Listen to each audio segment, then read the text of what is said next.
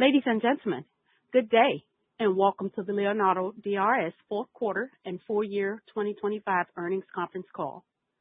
At this time, all participants are in a listen-only mode. Following the company's prepared remarks, there will be an opportunity to ask questions, and instructions will be provided at that time. As a reminder, this event is being recorded.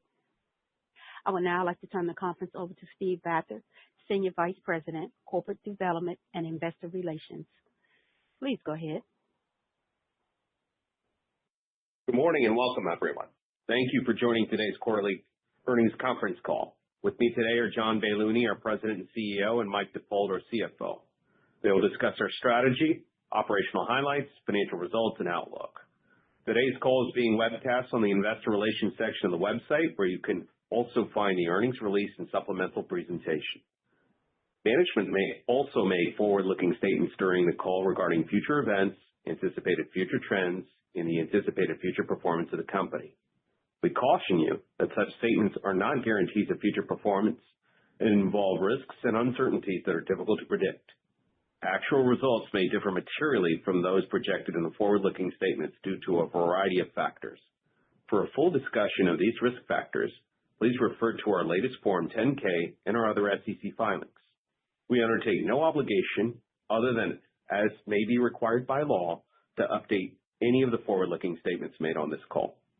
During this call, management will also discuss non-GAAP financial measures, which we believe provide useful information for investors. These non-GAAP measures should not be evaluated in isolation or as a substitute for GAAP performance measures. You can find a reconciliation of the non-GAAP measures discussed on this call in our earnings release. With that, I will turn the call over to John. John? Thanks, Steve, and thank you all for joining us today to discuss our fourth quarter and full year 2025 results. I want to begin by thanking Bill Lynn for his leadership and commitment to DRS over the past 14 years as chairman and CEO. The company is stronger because of his impact, and we're grateful for his contributions. I am honored to step into the role of Chief Executive Officer and could not be more excited to lead the next chapter for DRS. I joined the company nearly 40 years ago as a staff engineer, and over the course of my career, I've had the privilege of serving in operational leadership roles across each of our incredible businesses. That frontline perspective, combined with my experience over the past decade as Chief Technology Officer and most recently Chief Operating Officer, has given me a deep appreciation for our leading market positions, our balanced and diverse portfolio, our truly differentiated technologies, and above all, our exceptionally talented people. As I look ahead, my priorities as CEO are clear. Build on our foundation of success. We have a remarkable business with distinctive differentiation that is well positioned for long-term growth. Accelerate our operating cadence. Our goal is to put innovation capabilities into the hands of our customers even faster without compromising the quality, reliability, and affordability that they expect. This is precisely what the Department of War is asking of the industry.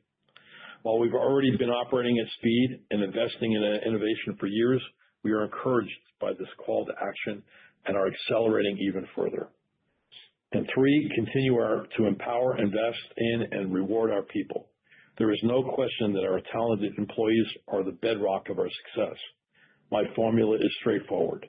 Maintain a sharp focus on meeting and exceeding customer needs, and that will propel growth for the years to come. Turning to the macro environment, the operating backdrop remains dynamic. Global threats persist, and the nature of warfare continues to evolve rapidly.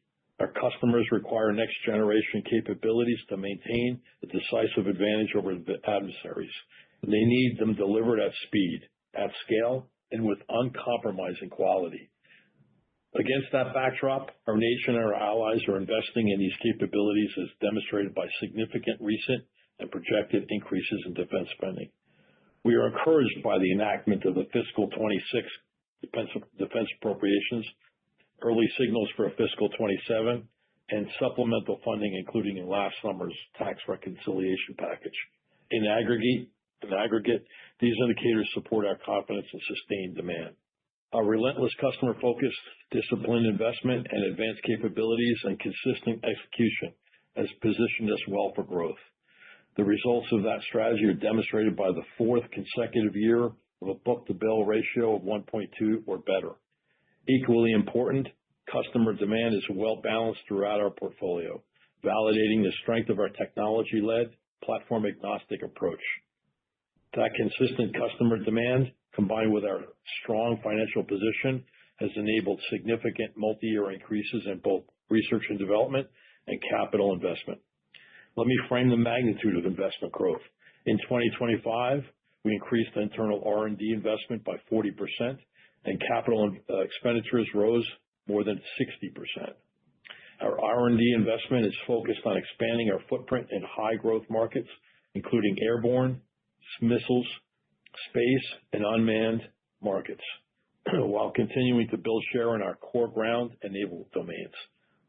Additionally, the emphasis of our R&D initiatives is on advancing platform AI and enabling platform autonomy, stronger security and modularity, and extending our platform-agnostic capabilities to new missions and platforms. With respect to CapEx, our 2025 investments were focused on progressing our new naval power facility in Charleston, South Carolina, along with targeted growth initiatives across the portfolio. In 2026, we expect CapEx to increase even further and trend toward approximately 5% of revenue. We are ramping operations in Charleston, as well as expanding production capacity and modernizing facilities to deliver enhanced capability across the business. Key areas seeing upsized investment include our tactical radars, air defense products, and advanced infrared sensing. Additionally, some of the increased CapEx supports dedicated germanium processing capacity with suppliers, an important part of ensuring stable supply going forward. In summary, we intend to maintain our approach of innovating, executing at speed, and investing ahead of demand to support customers and drive long-term growth. Let me briefly highlight our full year 2025 financial performance. We delivered another year of record bookings, and that was accompanied by robust organic revenue growth of 13%, marking back-to-back years of double-digit growth. Year-end backlog stood at $8.7 billion, providing clear visibility into 2026 growth. Full-year adjusted EBITDA growth tracked closely with revenue. While margins were flat, performance was shaped by several factors.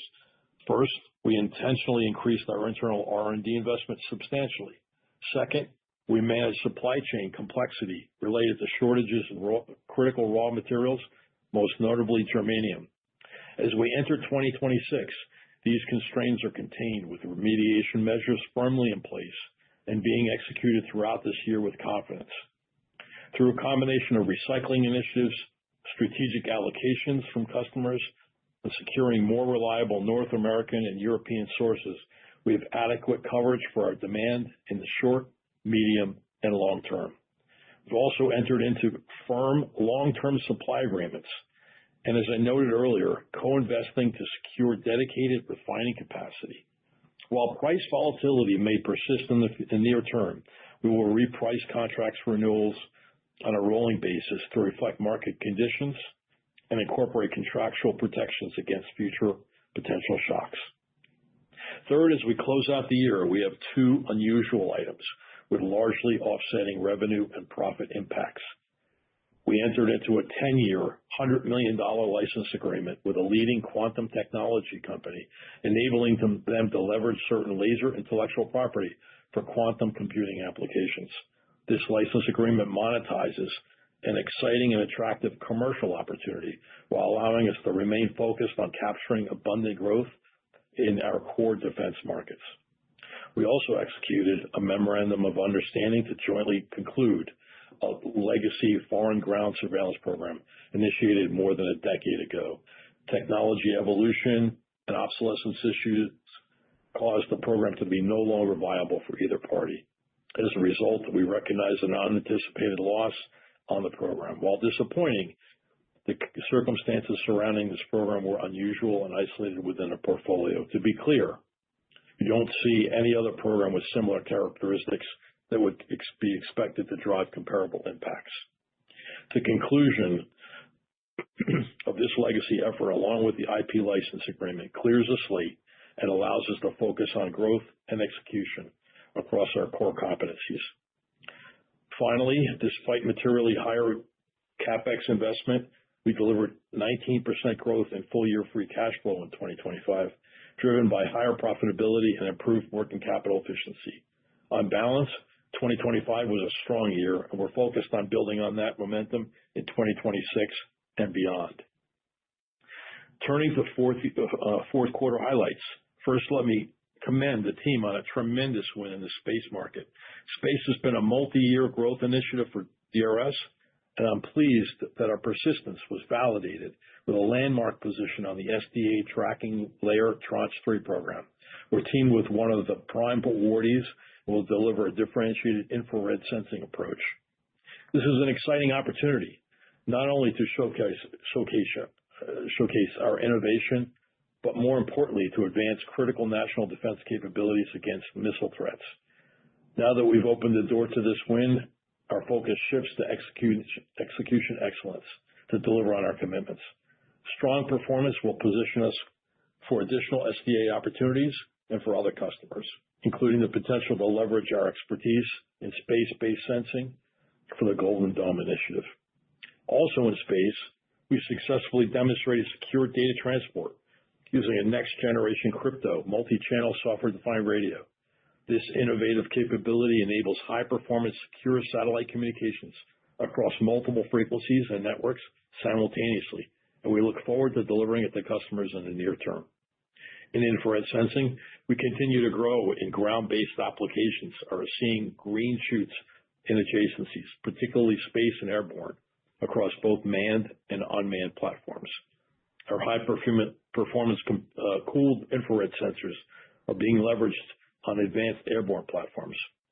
Our uncooled capabilities are being adopted on unmanned platforms as customers prioritize an assured electronic supply chain. Our advanced infrared gimbals are being used to designate and direct munitions to neutralize drone threats. We are engaged on multiple primes on several strategic missile programs to provide next-generation sensing capability and expand production capacity. We're also making capital investments to support this demand growth. We remain a market leader in counter-UAS and are closely partnered with customers to field effective solutions. We're committed to a platform and effector-agnostic approach, which is why we have demonstrated capabilities across multiple vehicle platforms, including the JLTV and unmanned ground vehicles. We're enhancing both kinetic and non-kinetic effectors in our offerings, including cost-effective munitions and non-kinetic tools such as electronic warfare and directed energy. Turning to tactical radars, we continue to see immense global demand driven by an imperative to field counter-UAS and air defense capabilities. Our radars are not only highly effective in tracking UAS threats, but also in supporting missile defense and active protection missions.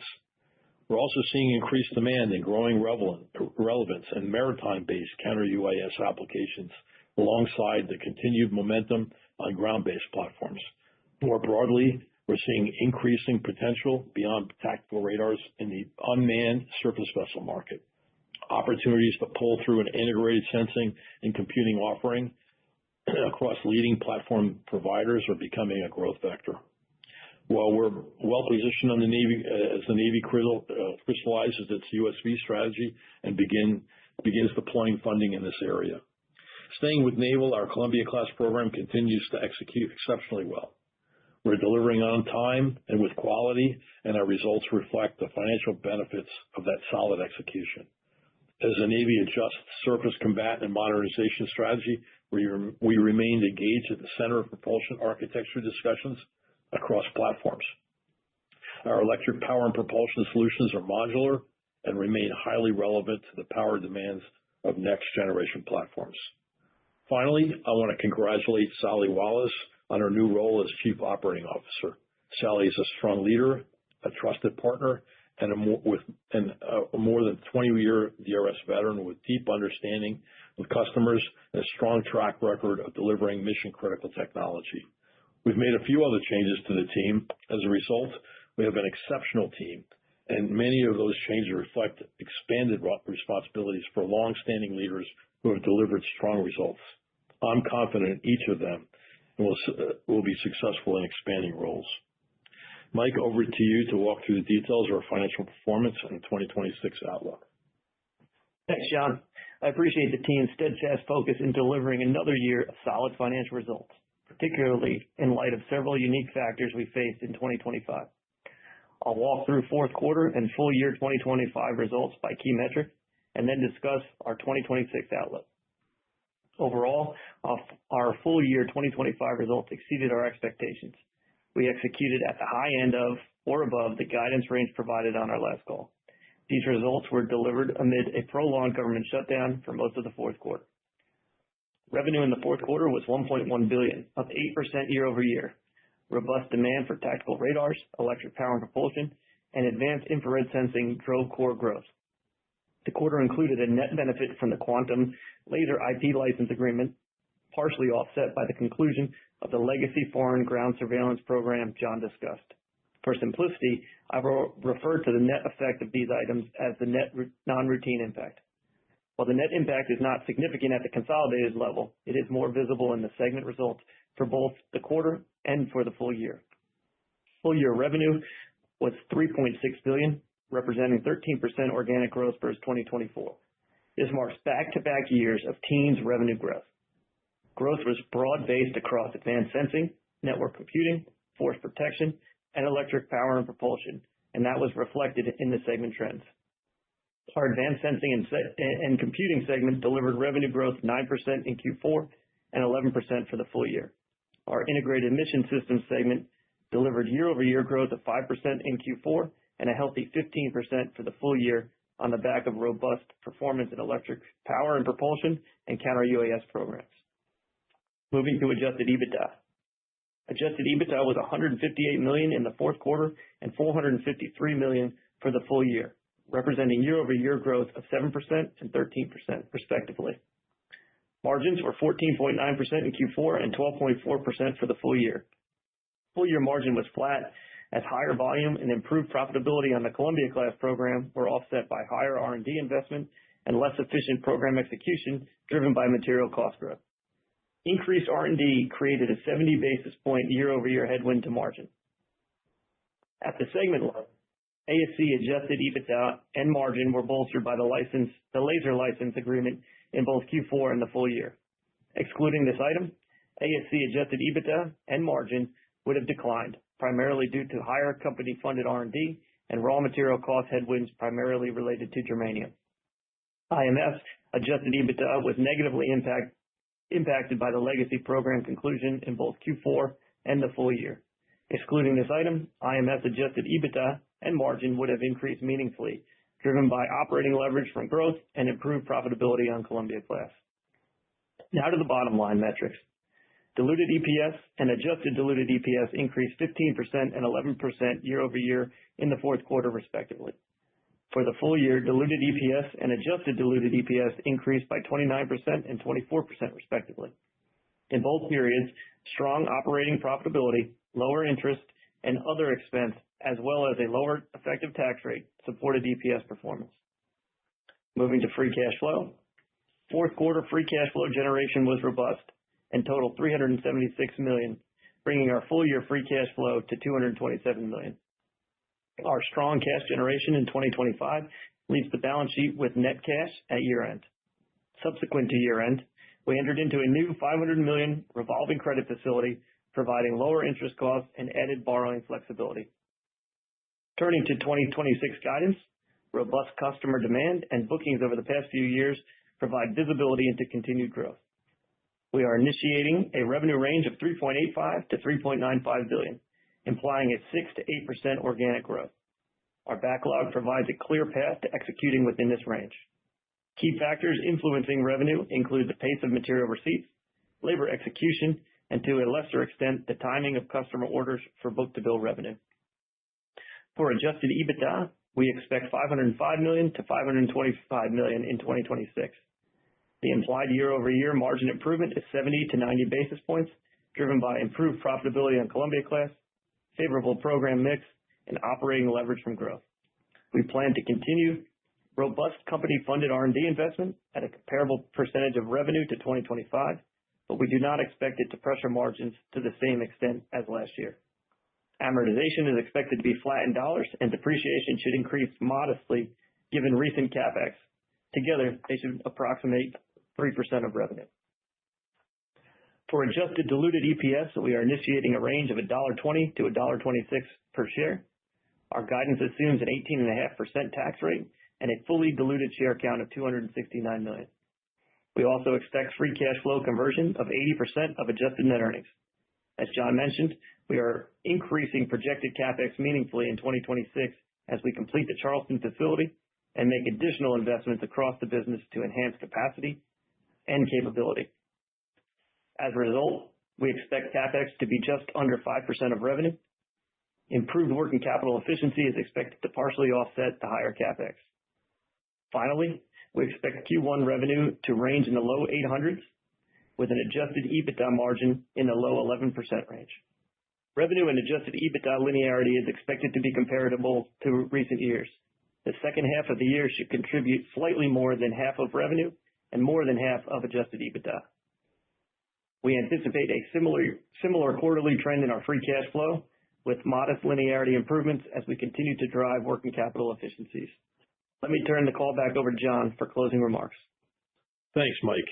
I'm incredibly proud of the team's relentless focus and their immense contributions in support of our critical national security priorities.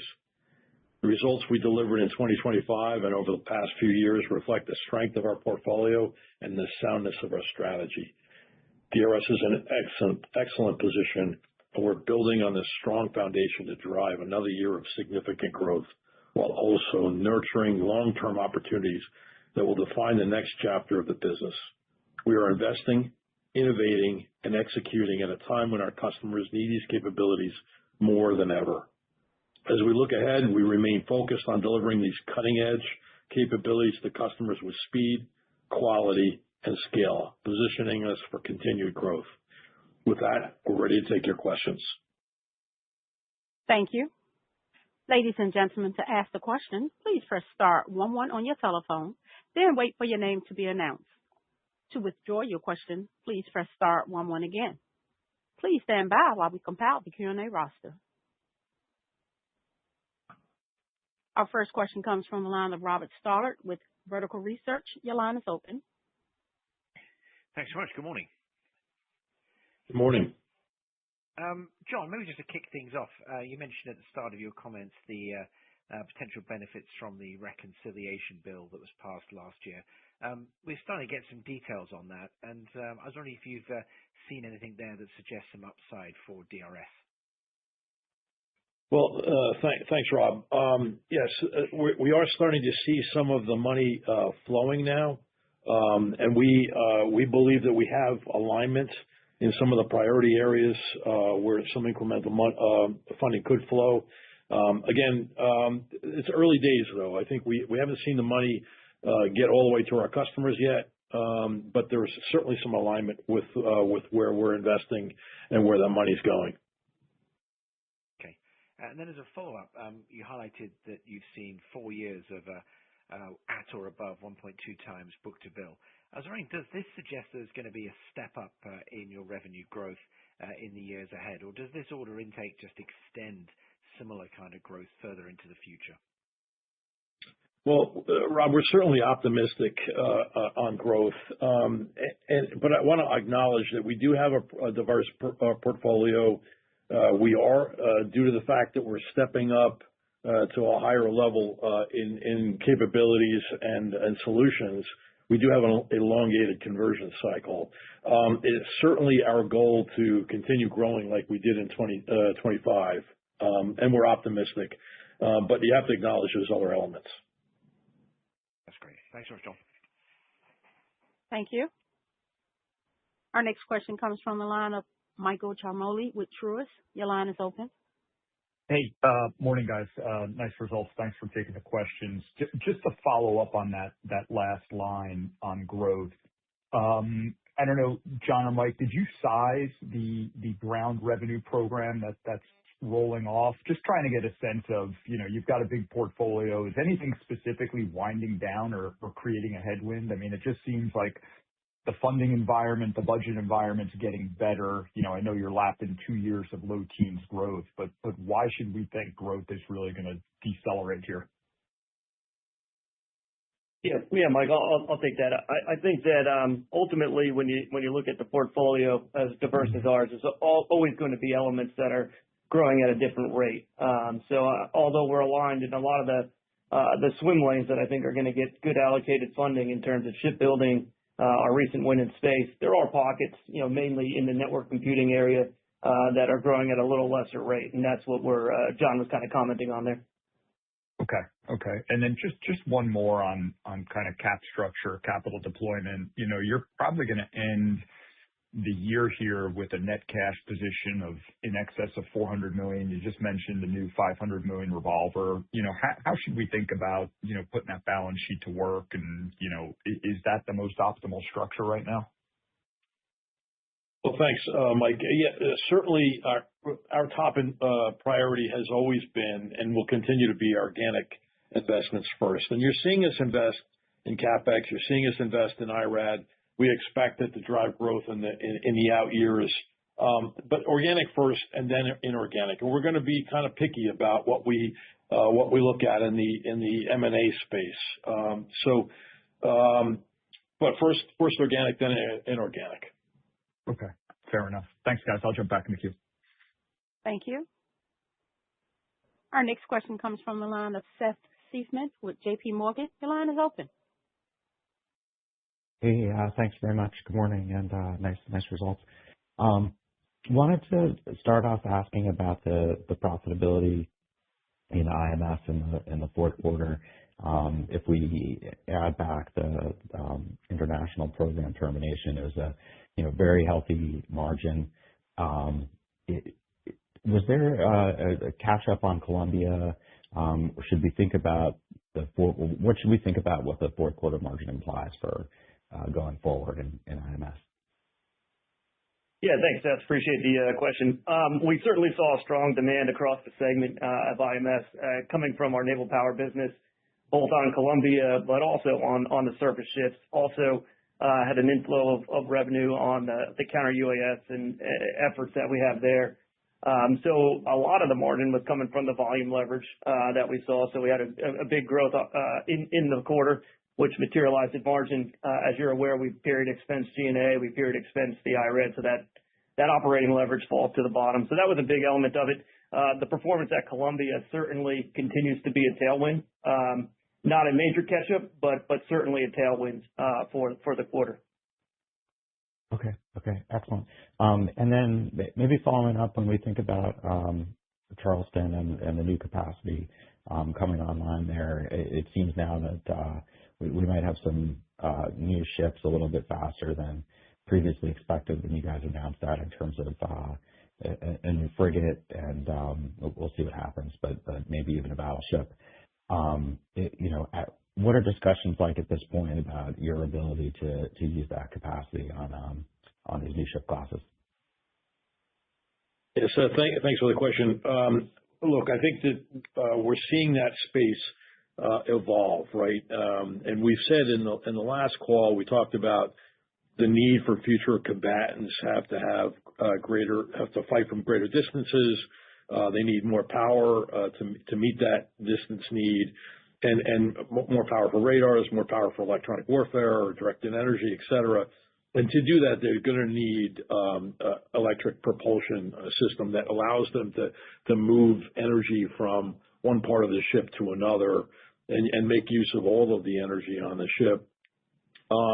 What we're looking at going forward here is, and we're embedded in some of these discussions with the Navy, is about building a capability for modularity. So whether they build a battleship or a destroyer, a cruiser or frigate, or even, frankly, a medium-sized USV, they should be using the same architecture, that electric architecture, propulsion architecture, that will allow for what I've been calling a common chassis, like you see in the automotive world, where all the different size cars are built off the same kind of structure. And so if that's the case, and we head down that path, regardless of what the Navy ends up building, we'll be able to utilize that capacity down in Charleston for different size components. We've been investing in different size motors, different size drives, different size components for those ships that would be applicable to any size ship, whether it's a battleship all the way down to a medium-sized USV. So that's where we're headed. That's where we think that the Navy is going to head down that path. And again, that capacity that we built out down at Charleston will be the enabler for that capability. That's super helpful. Thanks very much. Our next question comes from the line of Austin Moeller with Canaccord. Your line is open. Hi, John and Mike. Good morning. So just my first question here. Can you comment on the Tranche 3 Tracking Layer Infrared Payload Award, what the contract value might look like, and how this might grow as part of the Golden Dome now that over $13 billion was appropriated in the Space Force budget for 26? We're not going to, Austin, thanks for the question. We're not going to comment on the size of the award due to the fact that that's competitive. But we're really excited about this award. It's taken us some time, incredible amount of innovation to find a different way to do this mission. Now that we've won that award and we're squarely focused on executing the program and bringing that execution excellence to that team so that we can deliver on time. As we move forward to what other opportunities there might be in space, we look to help solve the bigger question of connecting for potentially for Golden Dome, connecting the threat to the interceptor to the threat, which is one of the reasons why we want to put the software-defined radio with the software-defined crypto into space. That would allow us, and we put some compute up there as well, so it would allow us to now connect and decrypt the data, compute, and then re-encrypt the data so that we can send it down to the interceptor so that the decisions, the yes-no decision happens on the ground, but the connectivity happens up at the edge in space. And so we're looking to solve the bigger problem that the Golden Dome has, which is time. The intercept time has to happen, we believe, up in space, that connectivity. Otherwise, you're not going to make the timeline. So what happens with the SDA tracking layer portfolio and how does it dovetail into Golden Dome is still a question mark. The preliminary architecture is still being discussed and not completely public, but we believe that all of the sensors that are up in space, all of the sensors on the ground, to include over-the-horizon radar, will be part of the solution for Golden Dome. Okay. And based on the fiscal year 26, $27 billion shipbuilding budget and what you're hearing from the Navy, do you expect a higher mix of like small or medium USVs in the force structure? And would one design versus the other impact your ability to build an electric drive system or provide compute content on or impact profitability on such a system? It's a great question. I think you're going to see, and it's an opinion, you're going to see different ship classes being built. The battleship, whether they end up building a battleship or not, we'd love to see it, or it becomes a destroyer or a cruiser. But you're going to see a lot more as you kind of led here to smaller surface combatants, whether they're MUSVs or small USVs, so medium or small USVs. You're going to see a lot more quantity of those. We've been investing in capabilities for those small and medium USVs by putting mission equipment packages on them, putting them to sea last year. We think there are missions out there for whether it's counter UAS or ISR or other missions for those small combatants. As far as the propulsion systems for those, we've been investing in small, medium, large, and extra large different components. We have some of our propulsion components on some of the USVs that are being tested now. And of course, Columbia-sized motors would be applicable for some of the larger combatants. So we think we can address any number of different size ships, and we do expect that the Navy will buy a whole portfolio of different capabilities. That's super interesting. Thanks for the caller. Thank you. Ladies and gentlemen, as a reminder to ask a question, please press star 11 on your telephone. Please stand by for our next question. Our next question comes from the line of John Tanwanteng with CJS Securities. Your line is open. Hi, good morning. Thank you for taking my questions, and congrats on a nice year. I was wondering if you could address the quantum laser license that you signed. Can you go into a little bit more detail what that technology allows the customer to do, number one? And number two, are there more opportunities beyond that as quantum becomes the next tech over the horizon? Yeah, John, let me take that. Thanks for the question. Depending on the architecture of the quantum computing structure, some of them utilize lasers to excite the ions.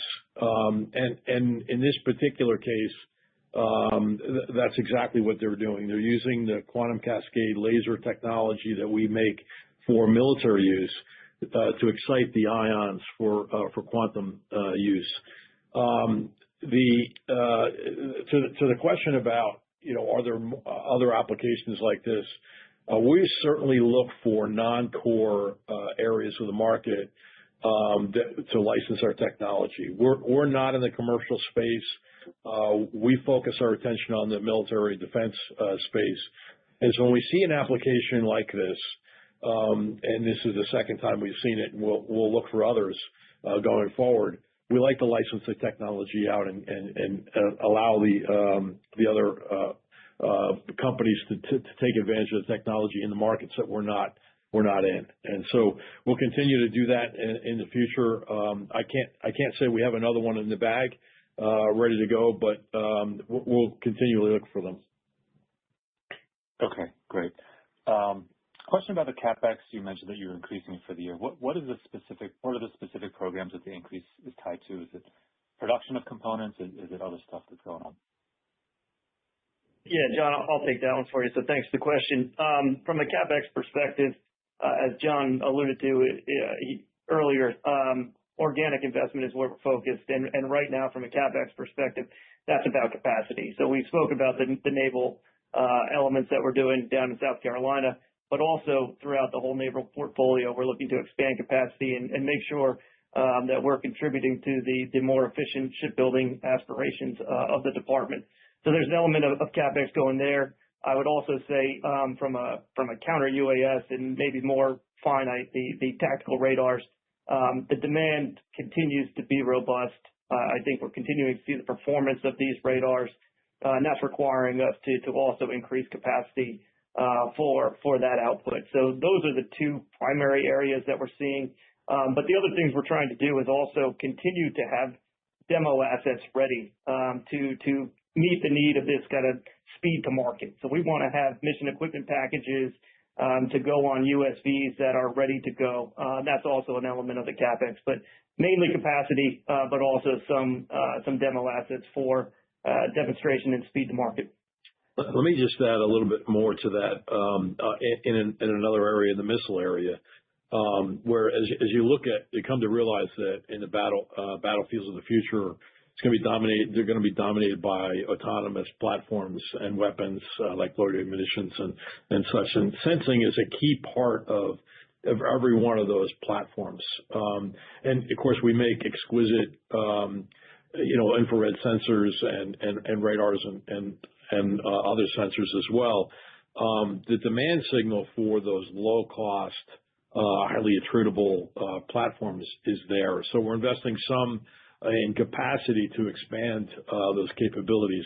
And on the missile front, all the way from the very low-end capabilities all the way to the very high-end capabilities are things that we're investing in, and including capacity for those capabilities.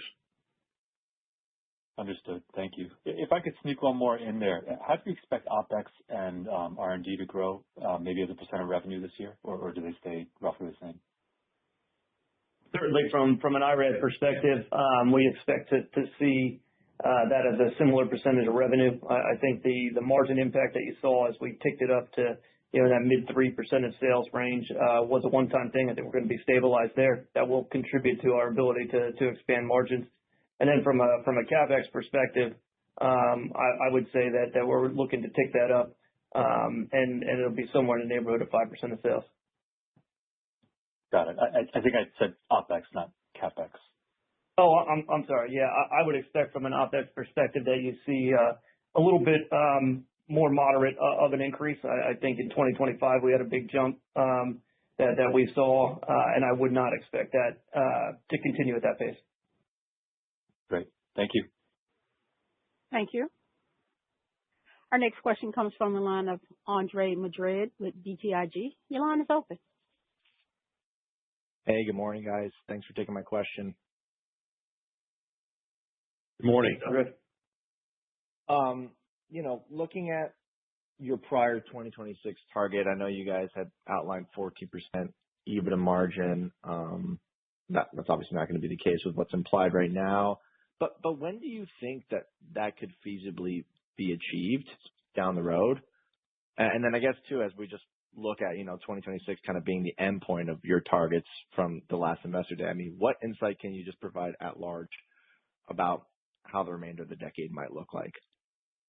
Yeah, so our intent is to provide multi-year targets probably in the first quarter of 2027, Andre. So we're not going to get out in front of that now, but I'll give you some directional points. The first is we think the business is structured to be in the mid-teens margins, right? So there's a continued path to grow the margins. I think our guide's showing that in the increase that we're expecting in 26, and I don't expect that to be any different as we look out into 27. So we should be able to get into the mid-teens comfortably there, and that's what I'd kind of give you that confidence there as we look out into the future. Gotcha. And then I guess as we look at, book-to-bill, I mean, demand has just been so strong. I mean, we've looked at 16 consecutive quarters, either at or above 1 time. I mean, are you worried about this softening at any point, or is there any particular area in which we might see a softening? Well, Mike explained that we are looking at some of the areas that aren't going to grow as fast as other areas, but we focus all of our attention on the portfolio to see where we can invest to increase the speed of growth. So I wouldn't point out any one particular area of the business that we say is the demand is going to fall off. I just think it's a matter of how fast they grow. Got it. All right, I appreciate it. Thanks, John, Mike, and Steve. Thanks, Andre. Thank you. Our next question comes from the line of Ron Epstein with Bank of America. Your line is open. Yeah, hey, good morning, guys. Hey, Ron. So we've covered a lot of ground already, but maybe one area we really haven't talked much is what are you seeing for the company in terms of opportunities in Europe? European defense spending should, go to, what, $850 billion by the end of the decade, maybe, if everybody spends what they say they're going to do. That's a pretty big market. And then also, how has sort of the transatlantic tension impacted your business, be it that your primary shareholder is a European company? Yeah, thanks, Rob. Let me take that. I think, first of all, you're right. There is certainly the macro environment today. The U.S. is looking for speed. Europe is looking to be self-reliant, and there's urgency on both sides. And that's a conducive environment for partnership, frankly. You mentioned, our parent. They're a key partner for us in driving that international growth capability. Given their footprint in Europe and around the globe, we're looking to further leverage that position and accelerate and expand our growth, especially now that they have this Iveco defense and through their JV with Rheinmetall. Given the fact that they've got a strong portfolio, we're looking to utilize those technologies, capabilities in the U.S. And of course, we'd have to Americanize the capability to apply to the U.S. Market, and vice versa, right? Moving in the other direction, the self-reliance in Europe often starts with licensing technology from the U.S. We've got technology that we could do. So this is the right time for us to be having the discussion, and your question is timely, to be having a discussion about increased collaboration with Leonardo to address both the European markets and the urgency on the U.S. side. Got it. And then maybe just a detail. Is the laser IP licensing a sign of just more expanded, I mean, I guess this is sort of already asked, but more expanded work outside defense? Yeah, look, I think that we want to stay focused. We want to stay focused on defense. We want to make sure that we play to our strengths and our capabilities.